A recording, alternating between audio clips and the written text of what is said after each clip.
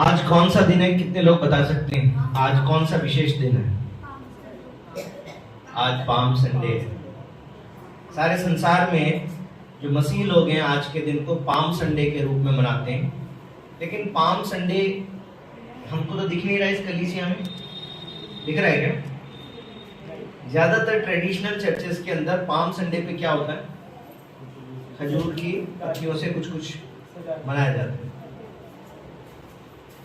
हम लोग नहीं कर रहे। क्यों नहीं कर रहे? हम लोग इसलिए नहीं कर रहे क्योंकि हम किसी धर्म का पालन नहीं कर रहे। हम लोग यीशु मसीह के वचन का पालन करने वाले लोग हैं। ठीक है ना? इंसान की एक प्रवृत्ति है कि इंसान हर एक चीज को एक धर्म बनाना चाहता है, क्योंकि जो जिस चीज को ईश्वर से जोड़ता है फिर उसको लगता है कि इस बात के लिए हमें एक धार्मिक रीति रिवाज बना देना चाहिए, रीति बना देना चाहिए कि इस काम को हमेशा हम करते रहें। और इसलिए बहुत सारे रीति रिवाज हर एक धर्म के अंदर होते हैं, और इसीलिए मसीह विश्वास के अंदर, मसीह धर्म में भी बहुत सारे रीति रिवाज आ गए। बहुत सारे लोग इस बात के लिए भी नाराज होते हैं कि 25 दिसंबर को आप लोग क्रिसमस क्यों मनाते हैं? इस यीशु मसीह 25 दिसंबर को पैदा हुए थे, इस बात का तो कोई सबूत नहीं है। नहीं है सबूत, क्योंकि बाइबल में नहीं लिखा। हमारा सबूत कहां से आता है? बाइबल से। तो बाइबल में तारीख नहीं लिखी हुई है, इसलिए हम ये नहीं कह सकते कि यीशु मसीह कौन से दिन पैदा हुए थे। उसी प्रकार से बहुत सारे लोग जो हमारी गुड फ्राइडे की जो फेलोशिप होती है उसको कितने बजे करते हैं? 12 बजे। सही ना? 12 बजे करते हैं। कई लोग नाराज हो जाते हैं अगर 12 बजे नहीं किया तो। कई लोग सुबह के टाइम पे 10 बजे शुरू कर रहे हैं, जैसे हम लोग यहाँ पर, तो लोग नाराज हो जाते। नहीं, 10 बजे कैसे कर देंगे? 12 बजे होती है। कई कलीसियाओं में छोटी छोटी बातों में कॉन्फ्लिक्ट होते हैं, छोटी छोटी बातों में। लेकिन इस समय इजराइल में क्या समय हुआ? कितने लोग जानते हैं इसमें इजराइल में क्या समय? अभी 12 बजने वाले ना। इसका मतलब यह है कि वहां पर इस समय 9:30 बजने वाले। हमारे यहाँ पर 12 बजने वाले, इजराइल में 9:30 बजने वाले सुबह दिन के। तो इसका मतलब अगर आप दिन में 12 बजे इंडिया में शुरू करते हैं तो वहां पर क्या बजा? 9:30। तो जो लोग 12 बजे की बात करते हैं असल में गलत कर रहे हैं ना, फिर, क्योंकि यीशु मसीह तो इजराइल में क्रूस पे चढ़ाए गए ना। तो इजराइल के अंदर तो 9:30 बजे, तो 12 बजे करना है अगर वहां के हिसाब से, तो इंडिया में 2:30 बजे करना चाहिए। समझ में आ रहा? हम लोग कई बार बहुत छोटी बातों में कॉन्फ्लिक्ट कर लेते हैं, लेकिन अगर उसको हम उसका रैशनल देखें, उसके पीछे कारण देखें, तो मुझे नहीं लगता कि इस बात में हमें विवाद में पड़ने की जरूरत है, क्योंकि आज यीशु मसीह क्रूस पर नहीं है। क्या यीशु मसीह आज भी क्रूस पर है?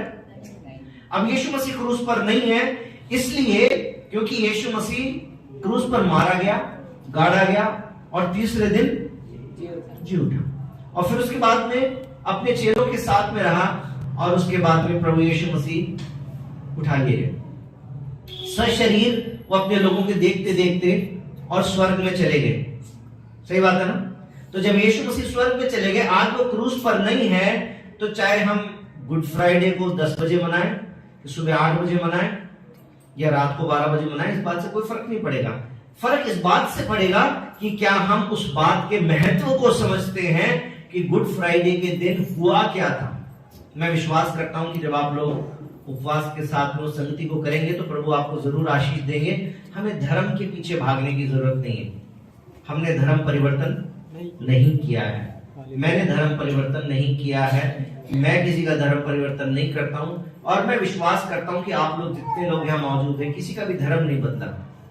जब हमारा धर्म नहीं बदला तो फिर हमें धर्म के रीति रिवाज में फंसने की भी जरूरत नहीं। इसलिए पाम संडे है, ये वो दिन है जिस दिन यरूशलेम में प्रभु यीशु मसीह ने विजय प्रवेश किया था, और लोगों के पास में उस समय आनंद मनाने का यही तरीका था कि उन लोगों ने खजूर की डालियां थी, क्योंकि खजूर ही उगते थे वहां पर।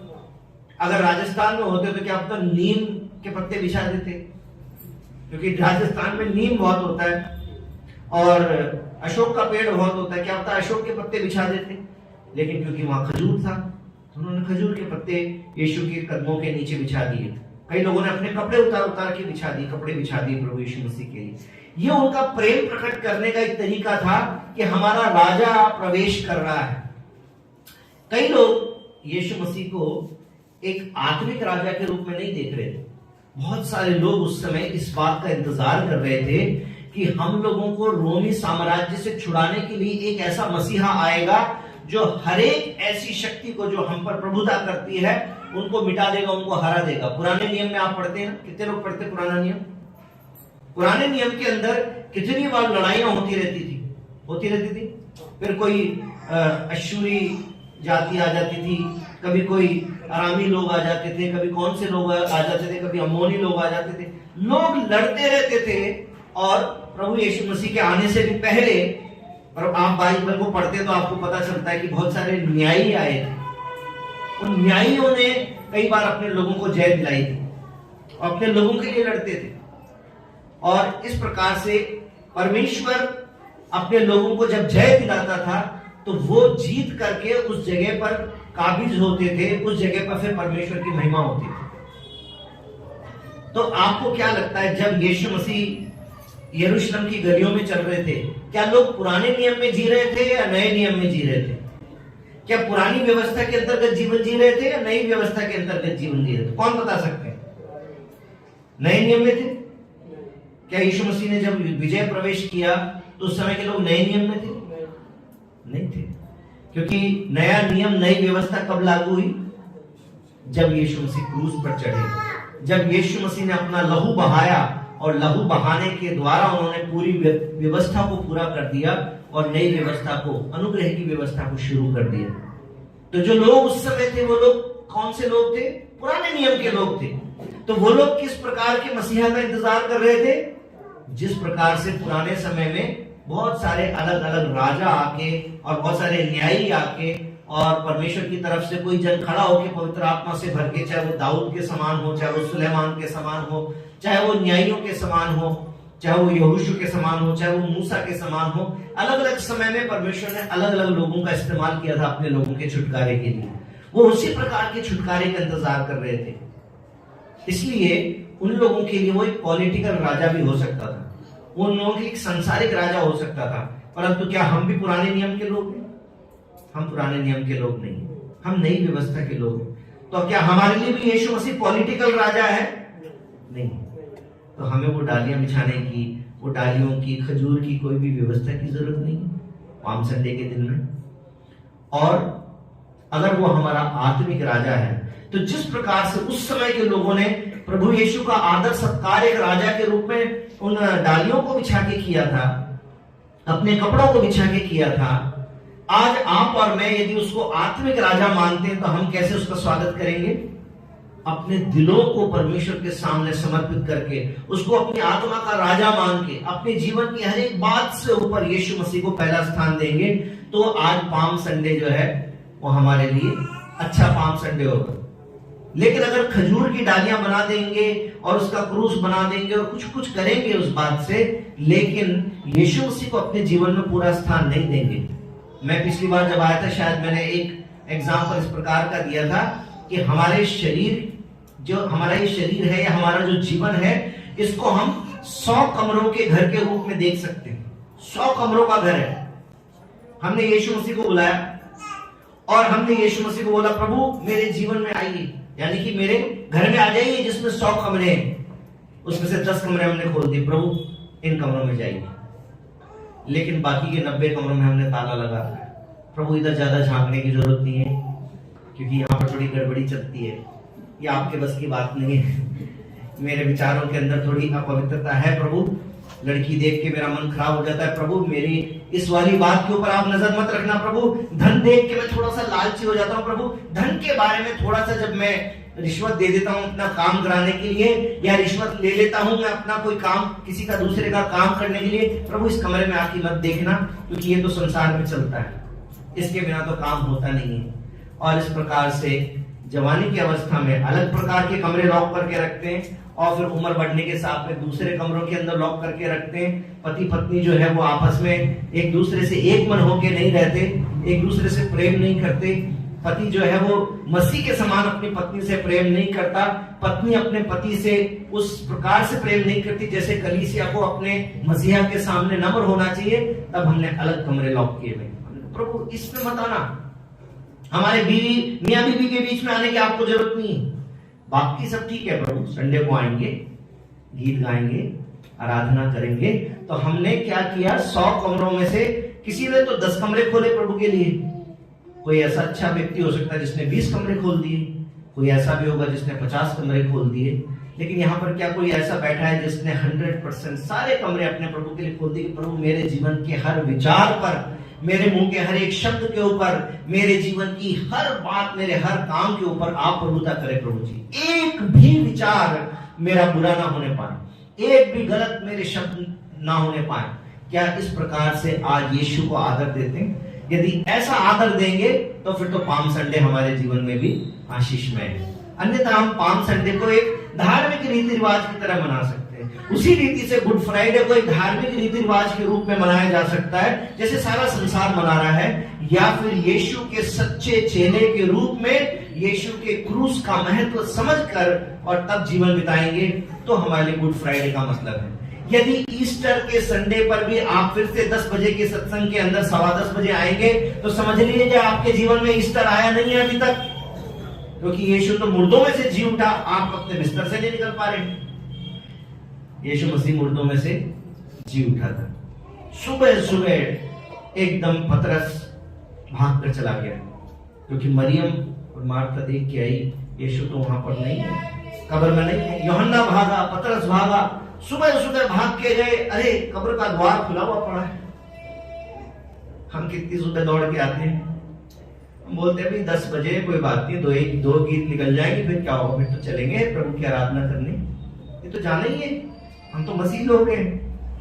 मेरे भाई और बहनों, आपको एनकरेज करना चाहता हूं, ये जितने भी त्योहार आते हैं हमारे लिए, ऐसे वक्त जैसे अभी भैया बोल रहे थे कि गुड फ्राइडे गुड क्यों कहते हैं, समझने के लिए आइएगा जरूर और विचार करिएगा, और जब उसको समझ जाए तो अपने जीवन में प्रभु यीशु मसीह के उस क्रूस को महत्व देके जीवन जिए।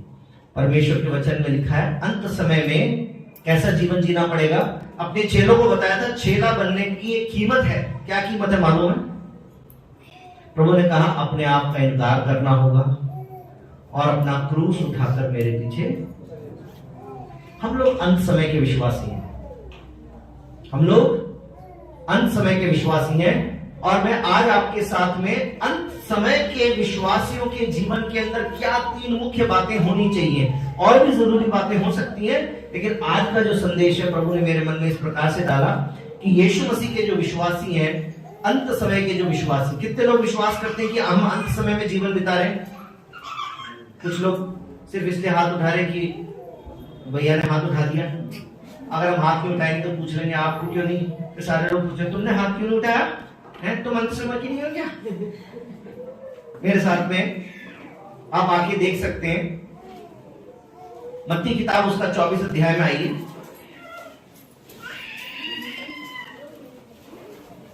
मत्ती किताब 24 अध्याय उसके 3 वचन से लेकर और 13 वचन तक इस प्रकार से लिखा हुआ है कि जब जैतून पहाड़ पर बैठा था तो चेलों ने एकांत में उसके पास आकर कहा हमें बता कि ये बातें कब होंगी, तेरे आने का और जगत के अंत का क्या चिन्ह होगा।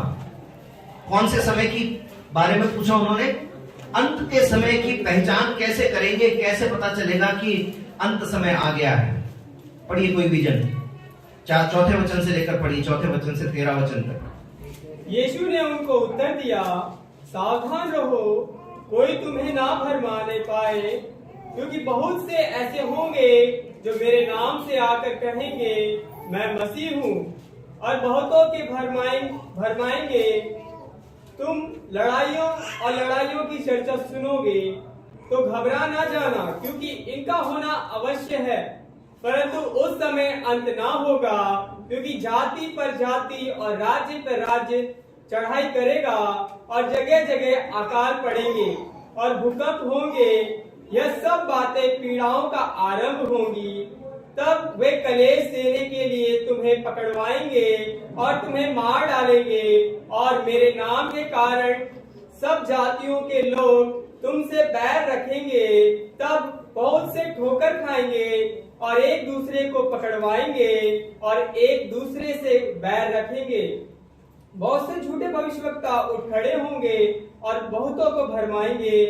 अधर्म के बढ़ने से बहुतों का प्रेम ठंडा पड़ जाएगा, परंतु जो अंत तक धीरज धरे रहेगा उसी का उद्धार होगा। आमीन। जो अंत तक धीरज धरे रहेगा उसी का उद्धार होगा। अंत समय के बहुत सारे चिन्ह यहाँ पर बताए गए हैं और मैं सोचता हूँ कि यदि आप अपने आंख कान खुले रखते हैं, यदि आप अखबार पढ़ते हैं, यदि आप टीवी में न्यूज देखते हैं और आपको चारों तरफ में देखने से अगर ये बातें दिखाई नहीं पड़ती हैं, तो मैं सोचता हूँ कि आपका ध्यान अभी तक परिस्थितियों के ऊपर नहीं गया है। बाइबल में लिखा हुआ है कि प्रभु यीशु मसीह के चेलों ने पूछा कि अंत समय के चिन्ह क्या होंगे, तो प्रभु यीशु मसीह ने बोला सबसे पहले तो भरमाने का एक समय शुरू हो जाएगा, लोग भरमाएंगे। आज यीशु मसीह का नाम लेकर भरमाया जा रहा है, यीशु मसीह का नाम लेकर भरमाया जा रहा है। मैं एक डॉक्यूमेंट्री देख रहा था, उस डॉक्यूमेंट्री का नाम है in the name of God. Netflix पर एक डॉक्यूमेंट्री है in the name of God.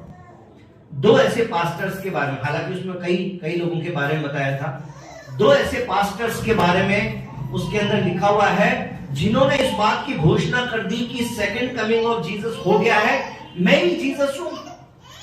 एक ने बोल दिया मैं जीसस हूं और उसने कह दिया कि मैं अब आ गया हूं और मेरा राज शुरू हो गया।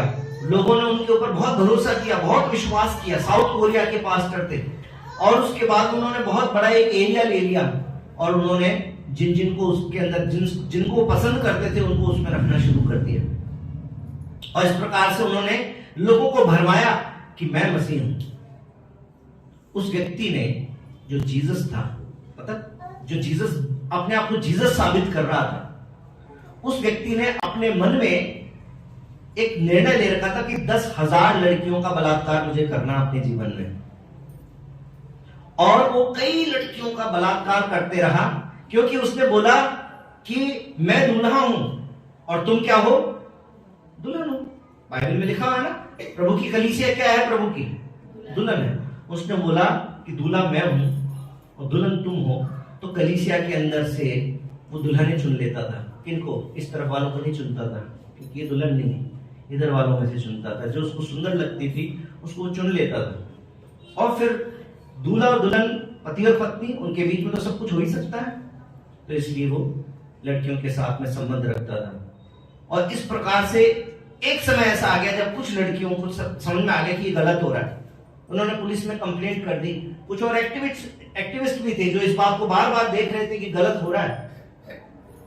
उसके बाद में भी जब वो जेल में चला गया तो क्या कह रहा था, जगत के पापों के लिए मुझे कष्ट सहना पड़ रहा है। जैसे पहली बार में आया था तब मुझे जगत के लिए क्रूस पर चढ़ना पड़ा था, आज संसार के अंदर जो व्यभिचार का पाप बढ़ा हुआ है, उस व्यभिचार के पाप की सजा मुझे लेने के लिए आज जेल में आना पड़ा और मुझे वो व्यभिचार का पाप करना पड़ा ताकि मैं उस व्यभिचार का पाप जो है उसकी सजा अपने ऊपर ले सकूं।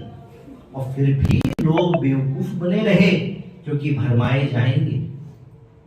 और ऐसे एक नहीं, दो पास्टर पहली बार धोखा खाने के बावजूद भी उतनी ही बड़ी मात्रा में, ये कोई छोटा सा चर्च नहीं था, इतना बड़ा चर्च था जिसके बड़े बड़े टीवी चैनल चलते थे, जिसके अंदर एक साथ 10-10 हजार लोग बैठ के आराधना करते थे, मतलब आराधना के लिए आते थे। उनकी बड़ी क्वायर थी, उनके गेम्स होते थे, उनके कंपटीशन होते थे, उनके चर्च चलते थे। लेकिन उनके पास्टर क्या कर रहे थे, जीसस बन गए कि मैं जीसस हूं, मैं यीशु हूं, और उसके बाद में लोगों को भरमा रहे थे। आज भी बहुत सारे भरमाने वाले लोग इस दुनिया में, भारत देश में भी कमी नहीं है। मैं आजकल देखता हूं नई लहर चल रही है, चिन्ह और चमत्कार। मैं आज आपसे चिन्ह और चमत्कार की भी बात करूंगा, लेकिन चिन्ह और चमत्कार के द्वारा लोगों को धोखा देने की कोशिश कर रहे हैं। अपने ही लोगों में से किसी एक को तैयार करके रखते हैं कि तुम व्हील चेयर में बैठ के आना, फिर बाद में वहां पर तुमको कोई लोग लाएंगे, गिर जाना, फिर उसके बाद में हम यीशु के नाम से प्रार्थना करेंगे, फिर तुम खड़े हो जाना, फिर जंप करके दिखाना, हम तुमसे पूछेंगे क्या हुआ था, मैं तो चल नहीं सकता था, फिर क्या हो गया, यीशु ने मुझे छू लिया, और फिर वो जंप करके दिखाएगा, उसका वीडियो बनाएंगे, वीडियो को प्रोपेगेंडा किया जाएगा, ये पास्टर साहब में तो बड़ी सामर्थ्य है। और फिर भीड़ की भीड़ उनके पास जाने लगेगी क्योंकि लोग भीड़ में जाना चाहते हैं। नई चीज चल रही है कि दुष्ट आत्माओं को निकालने के लिए लोग उल्टियां करा रहे हैं। कलीसिया के अंदर सिर्फ उल्टी हो रही है, आराधना होगी, आराधना के बाद में लोग करेंगे फिर बाल्टी लेके आ जाएंगे। पूरी कलीसिया में 8, 10, 15, 20 बाल्टियां रहती हैं, फिर सबके पास बाल्टियां जाते हैं। अभी किसी ने उल्टी कर दी, उसको कोई मेरे पास ध्यान आया तो मेरे को वैसे उल्टी आ जाएगी उसको देख के। तो लोग उल्टी को उल्टी कर, उनको लग रहा दुष्ट आत्मा निकल रही है। लेकिन प्रॉब्लम ये है कि आज इस संडे को जिसने दुष्ट आत्मा निकाली, मतलब जिसकी दुष्ट आत्मा निकली, उल्टी कर दी, अगले संडे आके फिर वो उल्टी कर रहा है। यानी यीशु के नाम में तो जैसे सामर्थ्य नहीं है कि दुष्ट आत्मा को निकाल दे, वहां पे लोग उल्टियां कर रहे हैं। लोग मानते हैं कि किसी न किसी जगह से ही दुष्ट आत्मा निकलेगी, मुंह से निकलेगी, कोई ना कोई छेद ऐसा जरूरी है जिसमें से वो निकलेगी, कान में से निकल जाए, क्या पता कान से निकल जाए, तो लोग उल्टियां करा रहे हैं। क्या सच में ये परमेश्वर की तरफ से? आप लोगों ने पूरी बाइबल तो नहीं पढ़ी, लेकिन फिर भी मैं विश्वास करता हूं परमेश्वर का आत्मा आपके अंदर है। एक वीडियो मैंने डाला था YouTube पे, लोग बंदर की जैसे उछल रहे, बंदर की जैसे, और उसके बाद में बोल रहे हैं यीशु का पवित्र आत्मा आ गया। एक पास्टर साहब चढ़ के इसके ऊपर चढ़ गए, पुलपिट के ऊपर चढ़ गए और कूद रहे, फिर कूद के यहां से गिर गए, फिर बाद में पीछे भाग गए और वहां पे झाड़ियों में गिर गए। उन्होंने पीछे पौधे लगा रखे थे, सुंदर सुंदर, पूरी स्टेज, बड़ी स्टेज थी। और उसके बाद में पास्टर साहब को उठा के 4 जने ला रहे, फिर बाद में वो भागने लग गए। क्या सच में पवित्र आत्मा की तरफ से हो रहा है? कुत्ते के जैसे भौंकने का आत्मा भी है, कुत्ते के जैसे भौंकना पवित्र आत्मा के द्वारा। बोलते पवित्र आत्मा के द्वारा वरदान मिला, फिर बाद बोलते यीशु आपके लिए। कोई बोलता हंसने का आत्मा मिल गया मुझे, हंसने का, पागलों के जैसे हंस रहे, हंसते हंसते लोटपोट हो गए सारे लोग, यहाँ पे इधर उधर लुढ़क रहे, फुड़क रहे, और सारे बोल रहे पवित्र आत्मा से भर गए। ये सच्चाई है, आप जाके देख लीजिएगा। और ये छोटे मोटे चर्च नहीं है, ऐसे चर्च हैं जिसमें 2000, 5000 लोग एक साथ बैठकर आराधना करते हैं, जिनके पास्टर्स का बहुत बड़ा नाम है। भरमाए जाओगे, बाइबल में लिखा है कि भरमाने वाले लोग उठ खड़े होंगे, मेरे नाम से आकर ही तुम्हें बोलने लगेंगे कि मैं ही यीशु हूं, भरमाएंगे तुम्हें, बाइबल में लिखा हुआ है। उसके बाद में उन्होंने कहा कि लड़ाइयों की तुम चर्चा सुनोगे। आप लोग लड़ाइयों की चर्चा सुन रहे नहीं सुन रहे? हर जगह लड़ाइयां चलती रहती है, कभी ईरान इराक की लड़ाई हो जाती है, कभी इजराइल फिलिस्तीन की लड़ाई हो जाती है, कभी कुवैत के साथ में लड़ाई हो जाती है, कभी कौन सी लड़ाई हो जाती है। अभी बीते समय में आपने कौन सी लड़ाई सुनी? रशिया और यूक्रेन की। और आज सुबह मेरे पास में वीडियो आया, बीते दिनों में जो रूस के राष्ट्रपति हैं उन्होंने इस बात की घोषणा कर दी कि हम न्यूक्लियर अटैक कर सकते हैं। उन्होंने न्यूक्लियर की तैयारी कर ली है। आज सुबह एक संसारिक टीवी न्यूज का वीडियो मेरे पास में आया, जिसमें वो संसारिक टीवी न्यूज कह रहा है कि ये जो समय आ गया है, ये इस बात की घोषणा ईसाइयों की किताब बाइबल के अंदर आज से 2000 साल पहले कर दी गई थी कि एक अरमगदोन की लड़ाई शुरू होने वाली है। और इस प्रकार से उन्होंने पूरा इंतजाम करके बताया, मतलब पूरी उसके साथ में रिलेट करके। और एक पास्टर है डेविड जेरेमाया, उन्होंने कुछ भविष्यवाणी की, उस बात को भी उन्होंने साथ में जोड़ के संसारिक टीवी न्यूज बता रहा है कि हो सकता है कि ये जो लड़ाई है, ये वो लड़ाई हो जो बाइबल के अंदर लिखी हुई है कि जो अंत समय की लड़ाई है, गोग और मगोग जब इकट्ठे हो जाएंगे और इस प्रकार की बातें। लड़ाइयों की चर्चा सुन रहे, भूकंप भूडोल आ रहे, प्रेम ठंडा पड़ गया कि नहीं पड़ गया। मैं आपको बताऊं, पहले अगर घर में कोई मेहमान आ जाता था तो उसकी बड़ी आओ भगत होती थी। राजस्थान में तो बहुत होता था, यूपी में भी बहुत होता है ना? आप किसी और क्षेत्र से होंगे तो आपको भी याद होगा जब आप अपने गांव में जाते थे तो कितना प्रेम, कितना आदर भाव। हम लोगों को तो लोग रेलवे स्टेशन लेने आ जाते थे जब हम छोटे बच्चे थे, हमको रेलवे स्टेशन लेने के लिए आते थे, हमारा सामान लोग उठा के चलते थे, हमको इतना प्यार देते थे, अपने अपने घरों में बुलाते थे। हमने खाना खा लिया फिर भी नहीं हमारे साथ चलो, तुम्हारे यहाँ पर खाना खिलाएंगे। इतनी मोटी रोटी बना के उसमें आधा कप घी डाल दिया, नहीं इसको भी खाओ, पेट तो पहले भरा, कैसे खाएं। परंतु प्रेम दिखाते थे, इतना प्रेम था। मैं बीते दिनों में सोच रहा था कहाँ गया वो प्रेम।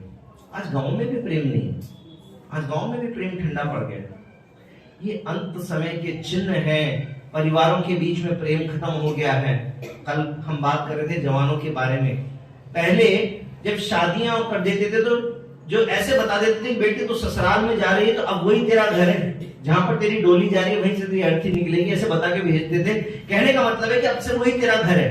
लेकिन आजकल बोलते नहीं क्या टेंशन लेने की जरूरत नहीं, कोई होए तो मेरे को, मैं हूं, तेरा बाप अभी जिंदा। फिर उसके बाद में लड़की जो है हर बात में वहां पे तुनक मिजाजी दिखाए, और उसके बाद में जरा सी कोई बात हुई तो पिताजी खड़े हो गए।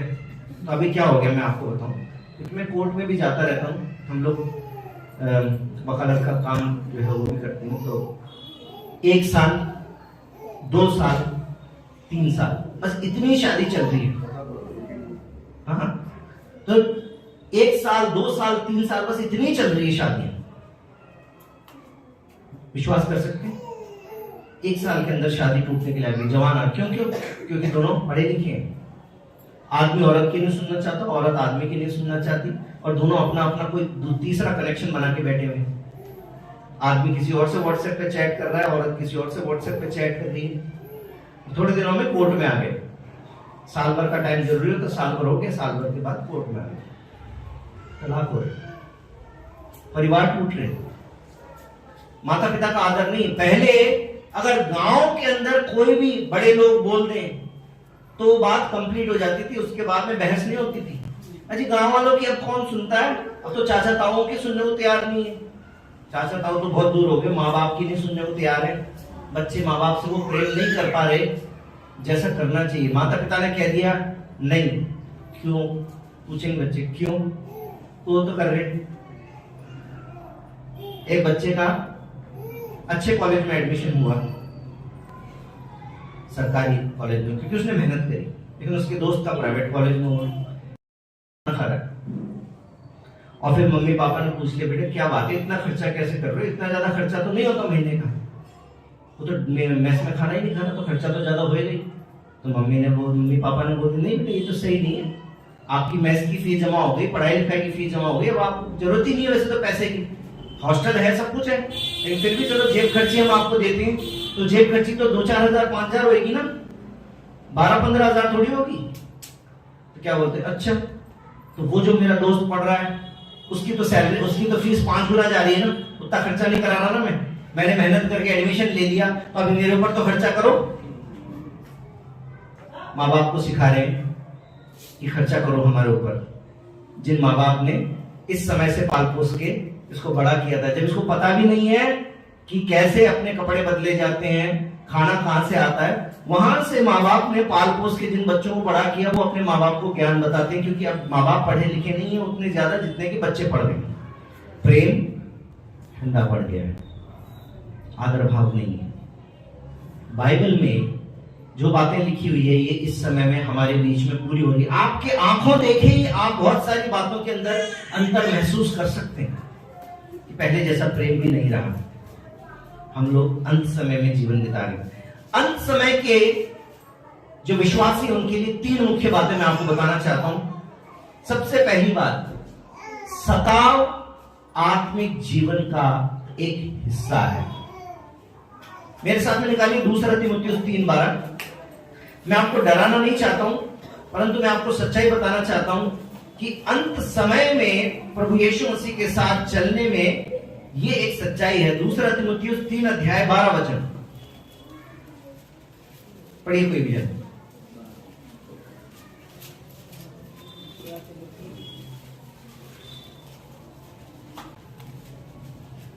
पर जितने मसीह यीशु में भक्ति के साथ जीवन बिताना चाहते हैं वे सताए जाएंगे। बाइबल में ये सच्चाई साफ साफ लिखी हुई है कि जितने भी लोग मसीह यीशु में भक्ति के साथ जीवन बिताना चाहते हैं वे सताए जाएंगे। अगर आप मसीह परिवार में पैदा हुए तो आपके ऊपर अलग तरह का सताव है, क्योंकि जो एक्सट्रीमिस्ट फंडामेंटलिस्ट किस्म की सोच के जो लोग हैं, जो अतिवादी सोच हैं, जो धार्मिक उन्मादी लोग हैं, वो आपके धर्म के नाम के कारण आपके ऊपर सताव करना शुरू कर देते हैं। कल परसों एक मेरे पास में फोटो आई, एक चर्च का बिल्डिंग, मतलब चर्च के नाम का हॉस्पिटल है, क्रिश्चियन नाम का हॉस्पिटल है, उनका चर्च भी बंद था, उसका गेट, उसके ऊपर चढ़ गए अपने पता नहीं कौन कौन से झंडे ले, उस पर चढ़ गए, उसके नाम को मिटाने की कोशिश कर रहे हैं, उसके नाम की उसको तोड़ने की कोशिश कर रहे हैं, क्योंकि उनको लगता है क्रिश्चियन नाम का हॉस्पिटल क्यों है, जबकि 50 साल से 100 साल से उसके अंदर सब जाति और धर्म के लोगों ने इलाज करवाया। इलाज करने वालों ने भेदभाव नहीं किया कि कौन सी जाति और कौन से धर्म के लोग इलाज कर रहे हैं और करवा रहे हैं। लेकिन आज के समय में कुछ अतिवादी लोग उसके ऊपर चढ़ के सिर्फ उसके नाम से दिक्कत है इसलिए उसको तोड़ देना चाहते हैं। तो मसीह परिवार में पैदा हुए तो आपको अलग तरीके से देख लिया जाएगा ये ईसाई है, ये धर्म परिवर्तन करता है, तो इसके साथ में ऐसा होना चाहिए। पढ़े लिखे लोग इस बात की मौन स्वीकृति देते हैं। पढ़े लिखे लोग क्या बोलेंगे, सही है, इनके साथ ऐसे ही होना चाहिए, लोग धर्म परिवर्तन करते हैं, इनके साथ ऐसे ही होना चाहिए। और जो पढ़े लिखे नहीं है, जाहिल है, गंवार है, जिनके पास टाइम है, वो लाठी डंडा लेके सड़क पे आ जाते हैं, झंडा उठा के मारपीट करने के लिए। ये हो रहा है। और अगर आप मसीह परिवार से नहीं हैं, यदि आप एक हिंदू परिवार से आते हैं या सिख परिवार से आते हैं, किसी भी दूसरे परिवार से आते हैं जो मसीही परिवार नहीं है, तो फिर आपकी जाति के लोग, आपके समाज के लोग, आपके घर परिवार के लोग, ये आपके बैरी हो जाते हैं। बाइबल में लिखा हुआ है कि तुम्हारे घर के लोग तुम्हारे बैरी हो जाएंगे, ये अंत समय के चिन्ह है। और प्रभु का वचन कहता है कि जो भी प्रभु यीशु के साथ में धर्मी जीवन बिताना चाहता है, भक्ति का जीवन बिताना चाहता है, वो सताया जाएगा। मेरे साथ में यूहन्ना की किताब निकाली 11 अध्याय, यूहन्ना 11 उसका 25-26 पढ़िए।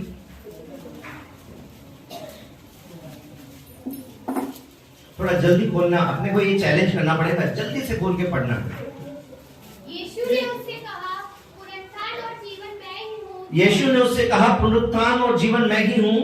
जो कोई मुझ पर विश्वास करता है, वह यदि मर भी जाए तो भी जिएगा। यदि कोई मुझ पर विश्वास करता है तो मर भी जाएगा तो भी जिएगा। और जो कोई जीवित है और मुझ पर विश्वास करता है, वह अंतकाल तक ना मरेगा। आमीन। क्या तू इस बात पर विश्वास करती है? मेरे भाई और बहनों, परमेश्वर का वचन कहता है कि मृत्यु तो इस संसार में आनी है, जो शरीर पैदा हुआ है तो मरेगा, लेकिन यीशु मसीह क्या कहते हैं कि पुनरुत्थान और जीवन तो मैं हूं। जो कोई मुझ पर विश्वास करता है वो मर भी जाएगा तो क्या करेगा, वो जीवित रहेगा, उसको एक अनंत जीवन मिलेगा। शरीर की चिंता नहीं कर सकते।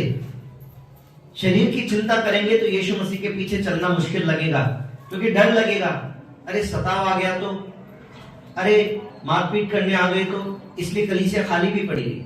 ये ज्यादा भी भर सकती थी, परंतु कुछ लोग होंगे जिनके मन में इस बात का डर है कि घर में ही आराधना कर लेंगे, वहां जाने की क्या जरूरत है, क्या पता कल को कोई सताव आ गया तो। बहुत से लोग डरते हैं। और ये यहाँ की कलीसिया की बात नहीं कर रहा हूं, मैं यूपी में गया, मैंने एक अच्छी खासी बड़ी कलीसिया को देखा, वो कलीसिया बंद है।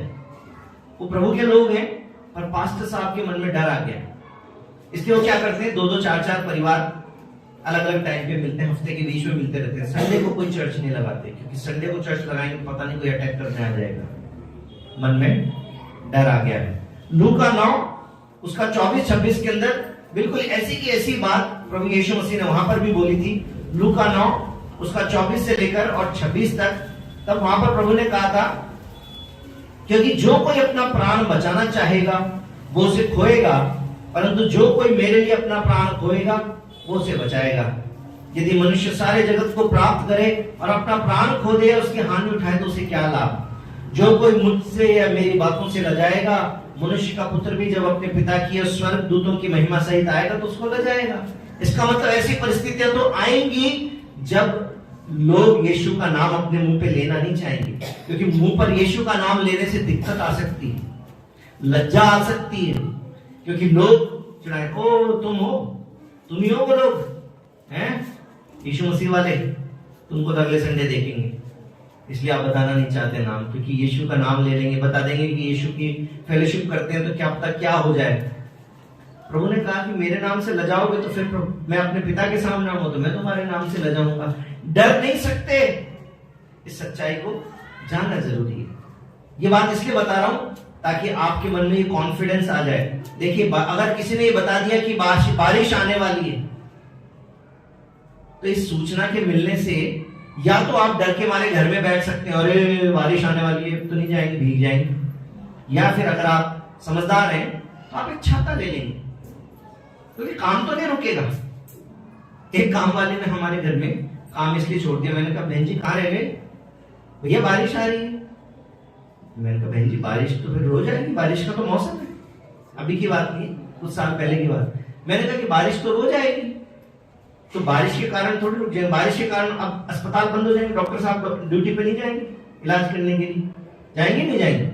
मैंने कहा स्कूल बंद हो जाएंगे, टीचर पढ़ाने नहीं जाएगी, बच्चे पढ़ने नहीं जाएंगे, जाएंगे। मैंने कहा ऑफिस बंद हो जाएंगे, बैंक बंद हो जाएंगे बारिश के कारण, कि बैंक के अंदर कोई लेन देन नहीं होगा, बारिश आ गई, बैंक भी चलेगा। मैंने कहा जब सब कुछ चलेगा तो फिर घर में काम कैसे बंद हो जाएगा? सिर्फ बारिश आ गई इसलिए आप काम से नहीं रुक सकते। तो बारिश आ गई तो क्या करना पड़ेगा? मैंने आपको बता दिया बारिश आने वाली, तो आप क्या करेंगे? छाता ले लेंगे ताकि काम तो चलता रहे। मैंने आपको बता दिया बाइबल में लिखा है कि जो मसीह के साथ जीवन बिताना चाहेंगे वो सताए जाएंगे, तो इसका मतलब ये नहीं घर में डर के बैठने के लिए। इसके लिए हमें क्या करना, फिर प्रार्थना का अपना काम शुरू कर देना है, ताकि हमारे पास में वो छतरी आ जाए। छतरी क्या है? प्रोटेक्शन आ जाए हमारे ऊपर, प्रभु के अनुग्रह की वो छतरी आ जाए कि जिसके अंडर में हम उस परिस्थिति का सामना कर सकते हैं, हम अपने आत्मिक जीवन को जी सकते हैं। आमीन। प्रकाशित वाक्य उसका 2 अध्याय 10 वचन के अंदर, जो कि बाइबल की आखिरी किताब है, नए नियम की आखिरी किताब है, वहां पर परमेश्वर अपने विश्वासियों से एक बात कहता है। क्या कह रहा है? प्रकाशित वाक्य 2 अध्याय 10 वचन, जो दुख तुझको झेलने होंगे उनसे मत डर, क्योंकि देखो शैतान तुम में से कुछ को जेल खाने में डालने पर है, ताकि तुम परखे जाओ और तुम्हें 10 दिन तक कलेश उठाना होगा। प्राण देने तक विश्वासी रह तो मैं तुझे जीवन का मुकुट दूंगा। प्रभु कहता है कि प्राण देने तक विश्वासी रहे तो मैं तुझे जीवन का मुकुट दूंगा। ये नहीं लिखा बाइबल में कि हर एक विश्वासी जेल में डाल दिया जाएगा, हर एक विश्वासी सताया जाएगा, ऐसा नहीं लिखा। हो सकता है कि आप में से कोई ना सताया जाए, लेकिन जो सताए जा रहे हैं उनके लिए प्रार्थना करना चाहिए। लेकिन यदि आप सताए जाएं तो परमेश्वर क्या बोलता है? प्राण देने तक विश्वास योग्य रहना है। शिष्य थॉमसन जानते कई लोग, उनके कई गीत हम लोग गाते हैं, मेरी आंखें खोलो यीशु मसीह, तुम जगत की ज्योति हो, अच्छा चरवाहा। थॉमसन भाई के साथ मैंने बहुत साल संगति कर, एक सेंटेंस, एक डायलॉग उनके मुंह से मैं कई बार सुनता था। क्या बोलते थे? वो बोलते हैं यीशु मसीह मौत से कम का सौदा नहीं करता, अपनी जान देकर उसने हमारी जान बचाई है, और अब ऐसे विश्वासियों को चाहता है जो उसके लिए प्राण देने तक विश्वास योग्य रहने के लिए तैयार है। डर नहीं सकते, क्योंकि लिखा है कि तुम में से कुछों को तो जेल खाने में डाल देंगे, परंतु डरना नहीं है। प्राण देने तक विश्वास से बने रहोगे, विश्वासी बने रहोगे तो जीवन का मुकुट पाओगे। तो मेरा बाइबल पढ़ने का तरीका कैसा है? आप सबने खोल लिया प्रकाशित वाक्य 2 अध्याय उसका 10 वचन। अब मैं इसको मेरे पढ़ने का तरीका बताता हूं। जो आखिरी भाग है उसको मैं आपके सामने पढ़ूंगा। प्राण देने तक विश्वासी रहे तो मैं तुझे जीवन का मुकुट दूंगा, और अगर प्राण देने तक विश्वासी नहीं रहेगा तो मैं तुझे जीवन का मुकुट नहीं दूंगा। ये मेरा पढ़ने का तरीका है, क्योंकि मैं समझता इसी तरीके से हूं कि प्रभु कह रहा है कि ऐसा रहेगा तो मैं दूंगा, तो इसका मतलब ये कि ऐसा नहीं रहेगा तो नहीं दूंगा। बाइबल को पढ़ के आप समझ सकते हैं कि परमेश्वर जीवन का मुकुट उनको देगा जो अपनी परिस्थितियों में जय पाकर भी प्रभु के साथ बने रहेंगे। पहली बात कौन सी बताई मैंने? अंत समय के विश्वासियों को डरना नहीं है। मैं पास्टर्स की मीटिंग लेता हूं, अभी कल परसों मैं अजमेर में 250 पास्टर्स की एक ट्रेनिंग करके आया। उसके बाद उससे पहले तेलुगु के 350 पास्टर्स के साथ, क्योंकि मैं लीगल सेमिनार करता हूं आजकल, क्योंकि चारों तरफ में पूरे भारत देश में पास्टर्स में, सेवकों में डर व्याप्त है। उस डर को मिटाने के लिए एक लीगल सेमिनार करता हूं। तो उसमें एक एग्जाम्पल मैं देता हूं उनको। मैंने पास्टर साहब को बोला, जितने भी पासवान बैठे थे, मैंने कहा प्रभु के सेवकों, एक बात का जवाब दीजिए कि आपको प्रभु की सेवा करने के लिए क्या चाहिए? क्या चाहिए आप? मैंने कहा एक हॉल चाहिए। बोले हाँ। मैंने कहा उसमें बैठने वाले लोग चाहिए। हाँ। मैंने कहा और क्या चाहिए? बोले कुछ नहीं, अगर लोग हैं, हॉल है, तो हम तो बैठ के प्रभु की सेवा कर लेंगे। तो मैंने कहा जेल में भी हॉल होता है, और वहां पे ऐसे लोग होते हैं जो भाग भी नहीं सकते, तो सेवा कर सकते हैं? नहीं कर सकते? वहां पर भी सेवा कर सकते हैं। हमारे एक प्रिय मित्र हैं जो बहुत बड़े बिजनेसमैन थे, और एक समय ऐसा आया जब उनका बिजनेस लॉस हो गया तो जेल पहुंच गए। विश्वासी नहीं थे, परंतु जेल में एक विश्वासी मिला, उसने उनको प्रेम दिखाया। वो लाल किताब पढ़ता था, बाइबल पढ़ता था। तो ये मेरे प्रिय मित्र जो है ये चिढ़ गए। उस समय मेरे मित्र नहीं थे, मुझे जानते नहीं थे उस समय पर, ये तो विश्वासी नहीं थे। ये चिढ़ गए उससे, तू तो मेरी जाति समाज का है, फिर भी तू ये बाइबल क्यों पढ़ता है? तूने तो धर्म परिवर्तन कर लिया, तेरे से तो मैं बात भी नहीं करूंगा। परंतु जब वो बीमार पड़ गए तो वही भाई आ गया प्रार्थना करने के लिए। तो उन्होंने पूछा, भाई मैंने तेरे को गाली दी, मैंने तेरे को भगा दिया, प्रेम भी नहीं किया, फिर भी तू आ गया मेरे पास में, क्या मिलता तुझे? तो उसने बोला, मेरा प्रभु प्रेम करना सिखाता है। फिर उन्होंने बोला प्रार्थना, उन्होंने बताना शुरू कर दिया यीशु मसीह के बारे में। वो सुनते रहे। फिर उन्होंने एक सवाल पूछा कि भैया अगर तुम्हारा यीशु मसीह सब कुछ कर सकता तो तुम जेल में क्यों? तो भाई ने बोला कि अगर मैं जेल में नहीं होता तो तुमको यीशु मसीह के बारे में कौन बताता? परमेश्वर किसको सुसमाचार सुनाने के लिए किस व्यक्ति को कहां ले जाएगा ये परमेश्वर जानता है। लेकिन परमेश्वर के लिए हम सब लोग प्रभु के सेवक हैं। प्राण देने तक विश्वास योग्य रहना है, डरना नहीं है। हम प्रभु के लोग हैं, हमारा प्रभु प्राण देने से नहीं डरा। अगर वो प्राण देने से डर जाता, पिता से बोलता, पिता ये प्याला मेरे सामने से हटा ही ले, मेरे बस की बात नहीं। उसने ऐसा नहीं बोला ना, क्या बोला उसने कि हे पिता हो सके तो ये प्याला मेरे सामने से हटा ले, लेकिन मेरी नहीं तेरी इच्छा पूरी हो। और उसने सरेंडर कर दिया। उसने कहा शरीर कमजोर है, आत्मा तो तैयार है, शरीर कमजोर है, परंतु पीछे नहीं हटा। आज आपकी और मेरी भी ऐसी हालत हो सकती है कोई परिस्थिति में, जब आत्मा तो तैयार है परंतु शरीर तैयार नहीं होगी, तो क्या करना पड़ेगा? यीशु मसीह ने क्या किया था उस परिस्थिति का सामना करते समय? प्रार्थना किया था। गतसमनी के बाग में जाके लहू बहाकर, उनकी जो पसीने की बूंदें लहू की तरह निकल रही थी, उन्होंने खून पसीना बहाकर और प्रभु अपने पिता से प्रार्थना की थी। और अपने चेलों को बोलते प्रार्थना करो, और वो प्रभु प्रार्थना करने जाते और चेले थोड़ी देर में फिर यीशु मसीह जगाते, अरे पतरस उठो प्रार्थना करो। क्या तुम मेरे साथ में एक पहर भी नहीं जाग सकते? प्रभु यीशु मसीह क्या चाहता है? प्रार्थना करो ताकि परीक्षा में ना पड़ो। अंत समय में विश्वासियों को एक ना एक दिन कभी ना कभी किसी न किसी स्तर पर उस सताव का सामना करना पड़ेगा, क्योंकि बाइबल में लिखा है कि जितने लोग प्रभु के साथ भक्ति में जीवन बिताना चाहते हैं वो सताए जाएंगे। इसलिए डरना नहीं, घर में नहीं बैठना, छाता लेके बारिश में निकल जाना। बोले यीशु मसीह की। दूसरी बात, परमेश्वर के लिए जीने वाले लोग हमको बनने पड़ेगा। अंत समय के विश्वासी जो है सिर्फ स्वयं आशीष पाके और अपने घर में नहीं बैठ सकते कि हम विश्वासी हैं और अब हमारा कोई काम नहीं है, हम संडे को चर्च जाएंगे। मेरे साथ में निकाली मत्ती किताब 9 अध्याय उसका 37-38 वचन। मत्ती 9 उसका 37 और 38।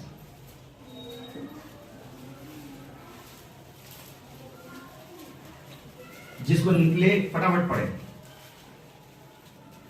तब उसने अपने चेलों से कहा, पके खेत तो बहुत है पर मजदूर थोड़े हैं, इसलिए खेत के स्वामी से विनती करो कि वह अपने खेत काटने के लिए मजदूर भेज दे। आमीन। प्रभु कहता है खेत तैयार है परंतु काटने वाले कम हैं। एक समय ऐसा था राजकुमार भाई, जब कलीसियाओं के अंदर प्रचार हुआ करता था और कोई ना कोई तो कलीसिया में से बाइबल कॉलेज में पढ़ने चले ही जाता था, पास्टर बनने चले जाता था, अपना जीवन समर्पित कर देता था। आज कितने लोग हैं? आज कलीसियाओं में से कौन जा रहा है प्रभु की सेवा करने के लिए? न अब वो प्रचार हो रहा है और न लोग जा रहे हैं, जबकि प्रभु कहता है कि खेत तैयार है, काटने वाले कम पड़ गए। प्रार्थना करो। अगर परमेश्वर की इच्छा नहीं होती तो क्यों बोलते यीशु मसीह कि तुम विनती करो, तुम प्रार्थना करो, खेत के मालिक से प्रार्थना करो? कौन करेगा? कौन करेगा ये प्रार्थना? पहले तो ये प्रार्थना कौन करेगा? विश्वासी करेगा, क्योंकि प्रभु के चेलों को प्रभु ने कहा था कि खेत तैयार है। आप यीशु मसीह के चेले हैं? कितने लोग हैं यीशु मसीह के चेले? जो हाथ नहीं उठा रहे तो यीशु मसीह के चेले नहीं है। सब उठा रहे, प्रभु का धन्यवाद, सभी यीशु मसीह के चेले हैं। तो आपको क्या प्रार्थना करनी है? सबसे पहले तो कि प्रभु खेत तैयार है, काटने वाले थोड़े, अपने लिए नए सेवक तैयार कर। अपने लिए सेवकों को भेज दे प्रभु, ताकि आत्माएं बचाई जाए।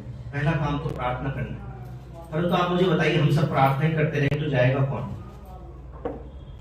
अगर हम सिर्फ प्रार्थना ही करेंगे तो सारी कलीसिया यही प्रार्थना करे, प्रभु किसी को तो भेज, मुझे मत भेज पर किसी को तो भेज, तो कौन जाएगा?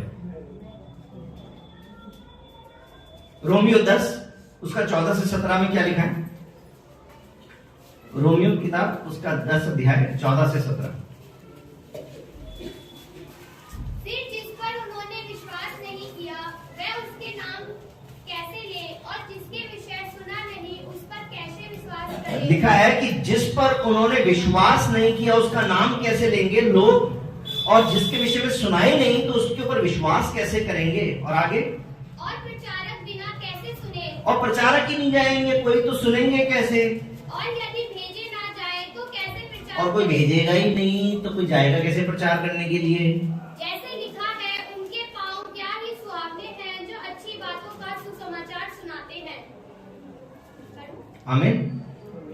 क्या लिखा है? क्या बात समझ में आई? कि कोई तो भेजने वाला चाहिए, कोई तो जाने वाला चाहिए, ताकि वो जाएगा तो वो प्रचार करेगा, वो प्रचार करेगा तो लोग सुनेंगे, लोग सुनेंगे तो विश्वास करेंगे, विश्वास करेंगे तो यीशु का नाम लेंगे। हम सिर्फ यही प्रार्थना करें, प्रभु किसी को तो भेज, लेकिन मुझे तो मत भेज। मैं तो कंफर्टेबल हूं प्रभु, मेरी नौकरी अच्छी चल रही है, मेरा बिजनेस अच्छा चल रहा है, मेरे को सुंदर बीवी मिल गई है, मेरे को अच्छा पति मिल गया है, मेरे पास में घर हो गया, गाड़ी हो गई, संडे संडे में सत्संग जाता हूं, बाकी सब बढ़िया है। तो कौन जाएगा? लोग कैसे सुनेंगे? क्या आपके परिवार के सब लोग बच गए? ये एग्जाम्पल मैंने पहले भी दिया होगा, फिर से बोलना चाहता हूं। 10 मंजिल की बिल्डिंग है। कितनी? 10 मंजिल की बिल्डिंग है। सबसे नीचे आप रहते हैं, उसके ऊपर आपके मम्मी पापा रहते हैं, उसके ऊपर आपके भाई भाभी रहते हैं, उसके ऊपर आपकी बहन जीजा रहते हैं, उसके ऊपर आपके भुआ फूफा रहते हैं, उसके ऊपर आपके मामा मामी रहते हैं, उसके ऊपर आपके ताया ताई रहते हैं, यानी आपके प्रियजन जिनसे आप प्रेम करते हैं, और सबसे ऊपर आपके वो सारे दोस्त रहते हैं जिनसे आप प्रेम करते हैं। बिल्डिंग में लग गई आग, आप सबसे नीचे थे, पता चलते ही सबसे पहले आप बाहर आ गए, क्या करेंगे? चुप रहेंगे? चुप रहेंगे या लोगों को बता देंगे कि मामा जी जल्दी आ जाओ, ताई जी जल्दी आ जाओ, आग लग गई, नीचे आ जाओ सारे के सारे? क्या करेंगे? जब मैं रुड़की में पढ़ता था तो चमोली में अर्थक्वेक आ गया था। चमोली में बहुत बड़ा भूकंप आया था, जिसके कारण रुड़की में हमारी बिल्डिंग जो है वो ऐसे ऐसे ऐसे ऐसे हिल रही थी। जब मैं तो बैठ के पढ़ रहा था और मैंने देखा कोई मेरे को ऐसे ऐसे हिला रहा है, तो मेरे साथ में मेरा जो दोस्त मेरे रूममेट था उसका नाम था अखिलेश। मैंने कहा अखिलेश मजाक मत कर यार। फिर मैंने कहा अखिलेश तो उधर बैठ के पढ़ रहा है, वो भी ऐसे ऐसे हिल रहा है। फिर मैंने देखा पंखा भी ऐसे ऐसे हिल रहा है। मैंने कहा अखिलेश भूकंप आ गया, भागो। तो चप्पल पाँव में आ रही है कि नहीं आ रही, जल्दी से भागे बाहर। फिर मैंने देखा बगल वाले रूम में तो मेरा दोस्त है, उसके दरवाजे मारे, चले भूकंप आ गया, एक के दरवाजे पे लात मारी, अरे बाहर निकलो सारे सारे। बाथरूम के अंदर जाके ठोक पीट के आ गए। बाथरूम के अंदर कोई ऐसा ना हो वहां पे कोई पॉटी करता बैठा रह जाए, भूकंप आ जाए, बिल्डिंग गिर जाए, उसके बजा के आ गए, आ जाओ भाई भूकंप आ गया, सारे लोग बाहर आ गए। ऐसे ही करना चाहिए कि नहीं करना चाहिए? तो बिल्डिंग में आग लग गई तो ऐसे करेंगे कि नहीं करेंगे? दौड़ के जाएंगे नहीं क्या कि एक बार की तो बता दे सबको जल्दी से निकलो बाहर। प्रभु का वचन कहता है कि नरक की एक आग है, उस आग की झील में शैतान भी डाल दिया जाएगा, झूठा भविष्यवक्ता भी डाल दिया जाएगा, पशु भी डाल दिया जाएगा, और हर एक को आत्मा डाल दी जाएगी जो यीशु पर विश्वास नहीं करती। नहीं बताएंगे क्या? इस दुनिया में तो आग से बचा लेना चाहते हैं, उस अनंत जीवन की आग से नहीं बचाएंगे क्या? कौन जाएगा?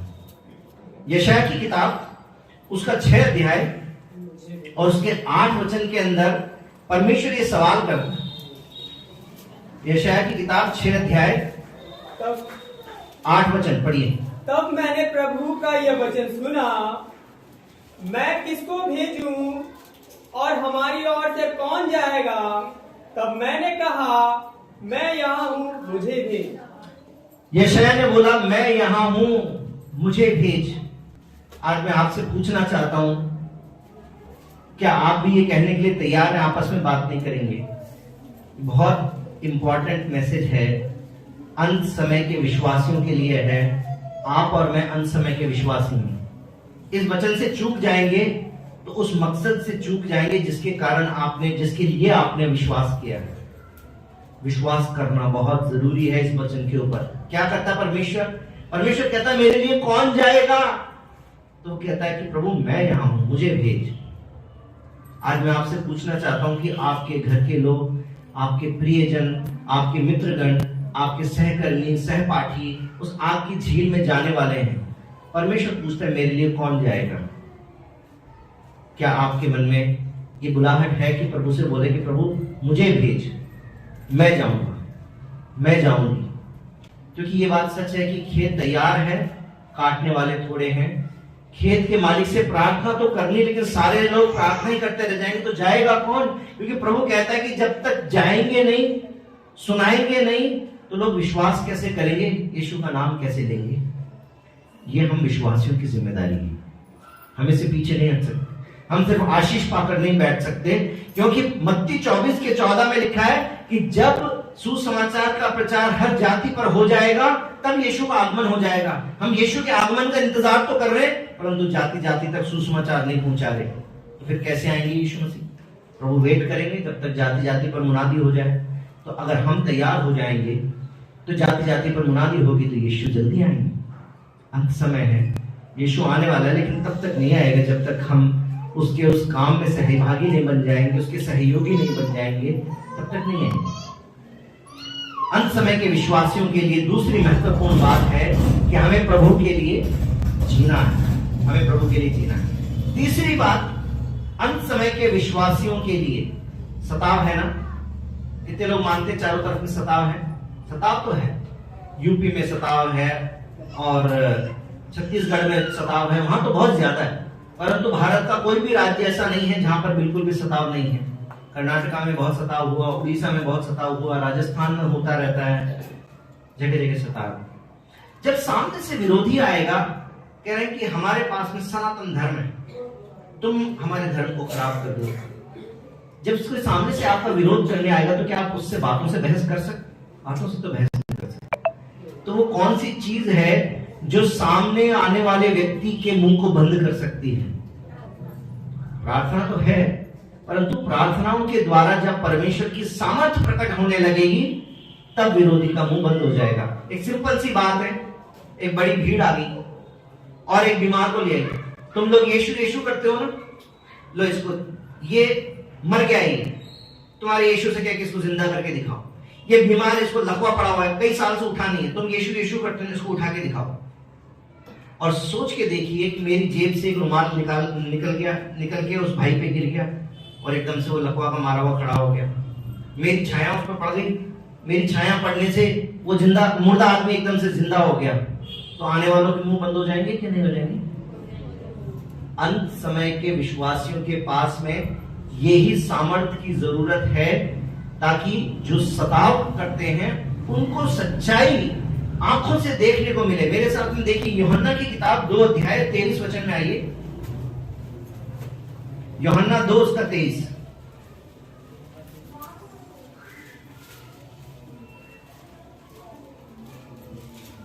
जब वह यरूशलेम में फसह के समय पर्व में था तो बहुतों ने उन चिन्हों को जो वह दिखाता था देखकर उसके नाम पर विश्वास किया। यीशु मसीह के बारे में लिखा है कि जब वो यरूशलेम में था फसह के समय में, उस पर्व में गया था, तो बहुतों ने किसके विश्वास कर लिया? क्योंकि यीशु मसीह ने जो चिन्ह दिखा दिए, प्रभु यीशु मसीह ने जो चमत्कार कर दिए, उसके कारण बहुत लोगों ने विश्वास कर लिया। मेरे लोगों, प्रभु के वचन बिल्कुल साफ साफ कहता है कि हम अपने दुश्मनों से दुश्मनी नहीं कर सकते। हमें अपने दुश्मनों से प्रेम करना है, अपने सताने वालों को आशीष देना है, विरोध करने वालों के लिए प्रार्थना करना है। तो हम जब परमेश्वर से उसी सामर्थ को मांगेंगे, जो वो सामर्थ जो यीशु मसीह के साथ साथ चलती थी। 6 अध्याय का 30 वचन में क्या लिखा है? यूहन्ना के 6:30। तब उन्होंने उससे कहा, फिर तू कौन सा चिन्ह दिखाता है कि हम उसे देखकर तेरा विश्वास करें? लोग चारों तरफ में विरोध करने के लिए खड़े थे, परंतु पूछ रहे थे तुम ऐसा कौन सा चिन्ह दिखाओगे जिसको देखकर हम विश्वास कर लें। आज भी चारों तरफ में जो लोग हैं वो आपके सामने सवाल खड़ा कर सकते हैं कि तुम कौन सा चिन्ह दिखाओगे जिसको देखकर हम विश्वास कर ले कि तुम्हारा यीशु सच्चा है। कैसे मान ले? तो मेरे भाई और बहनों, यूहन्ना 4 उसके 48 के अंदर वहां पर भी हम इस बात को देखते हैं। 4 के 48 में वहां पर लिखा हुआ है, यीशु ने उससे कहा जब तक तुम चिन्ह और अद्भुत काम न देखोगे तब तक कदापि विश्वास न करोगे। इस दुनिया में ऐसे लोग आपके सामने आएंगे जो जब तक चिन्ह को नहीं देखेंगे तब तक वो विश्वास नहीं करेंगे। प्रभु यीशु मसीह ने अपने लोगों के साथ में जब अपने चेलों के साथ जा रहे थे तो एक व्यक्ति दिखा जन्म का अंदर। लोग पूछ रहे प्रभु इसने पाप किया कि इसके परिवार वालों ने पाप किया? तो यीशु ने क्या बोला? न तो इसने पाप किया न इसके परिवार वालों ने पाप किया, ये इसकी हुआ था कि इसके द्वारा परमेश्वर की महिमा। और फिर प्रभु ने उसको चंगा कर दिया। विश्वास बढ़े, चेलों का भी विश्वास बढ़े। नाव में बैठे हुए यीशु मसीह, बल्कि सो गए यीशु मसीह, और लोग डर रहे प्रभु तुझे बिल्कुल भी चिंता नहीं कि हम मरने वाले, तूफान आ गया है। यीशु मसीह क्या बोलते हैं? हे अल्पविश्वासियों, मैं कब तक तुम्हारी सुनूंगा? तुम्हारा विश्वास कहाँ है? विश्वास क्यों नहीं करते हो? आज आपसे मेरे सामने भी यही सवाल करना चाहते हैं प्रभु यीशु मसीह कि तुम अल्पविश्वासी हो, विश्वास क्यों नहीं करते हो? विश्वास करते हो करिश्मा कि तुम्हारी छाया पड़ने से कोई मुर्दा जिंदा हो सकता है? अभी तक तो नहीं करते, लेकिन अब तो करना है। परमेश्वर की सामर्थ्य से हो सकता है, लेकिन हम कई बार इसको जनरलाइज करते हैं। प्रभु की सामर्थ्य से हो सकता है पर मेरे ऊपर तो नहीं होगा, होगा ही नहीं, आज तक ही नहीं हुआ, अब कैसे हो जाएगा? क्यों हम ऐसा सोचते हैं, जनरलाइज करते हैं? प्रभु चाहेगा तो हो सकता है पर मेरे द्वारा तो नहीं होगा। मैं आपको बताना चाहता हूं मरकुस 16 अध्याय 17 वचन में परमेश्वर ने अंत समय के विश्वासियों के बारे में कुछ चिन्ह लिखे हैं। क्या लिखा है? कि वो बीमारों पर हाथ रखेंगे तो बीमार चंगे हो जाए। पढ़ के देखिए मरकुस 16 उसका 17।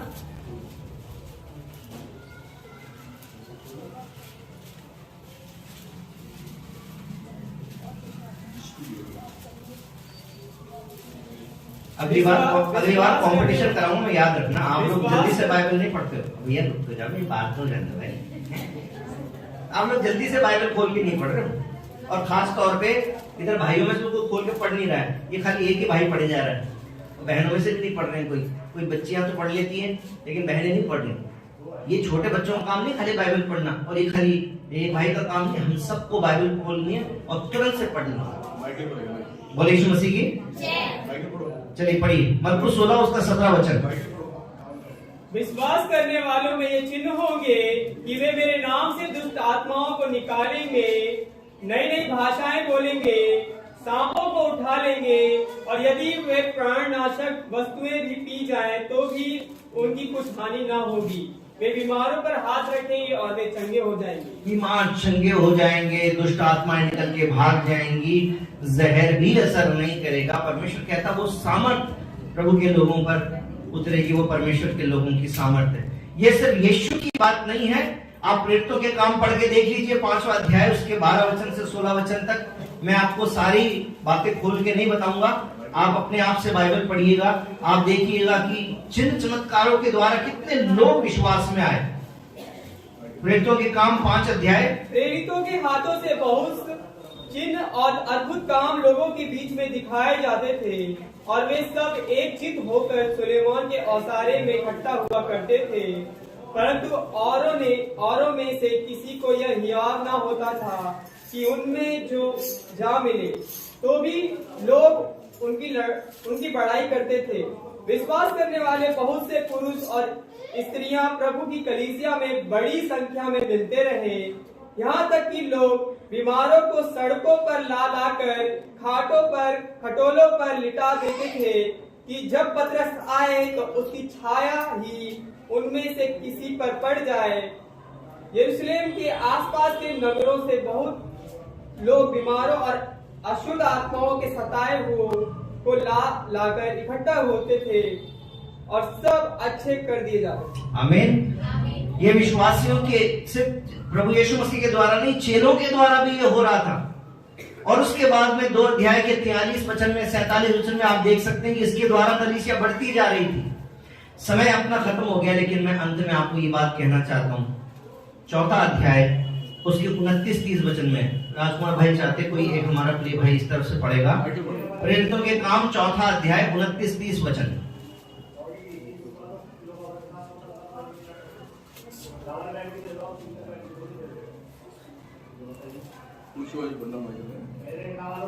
अब हे प्रभु, उनकी धर्मियों को देख और अपने दासों को ये वरदान दे कि तेरा वचन बड़े हियाव से सुनाए।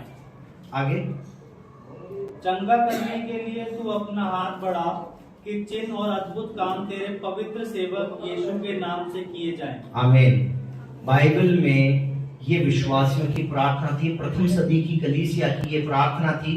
आज अंतिम समय की कलीसिया की भी ये प्रार्थना होने की जरूरत है कि प्रभु हम हियाव से तेरा वचन सुनाएं और चिन्ह और चमत्कार, चंगाई की सामर्थ हमारे साथ साथ चले, ताकि आज जो विरोध करने के लिए भी खड़े होते हैं वो प्रभु की सामर्थ को, यीशु के नाम से जो सामर्थ से काम होते हैं, उन कामों को देखकर उनके मुंह बंद हो जाए, उनके भी हृदय बदल जाए, वो भी सच्चाई पर विश्वास करें, वो भी यीशु पर विश्वास करें।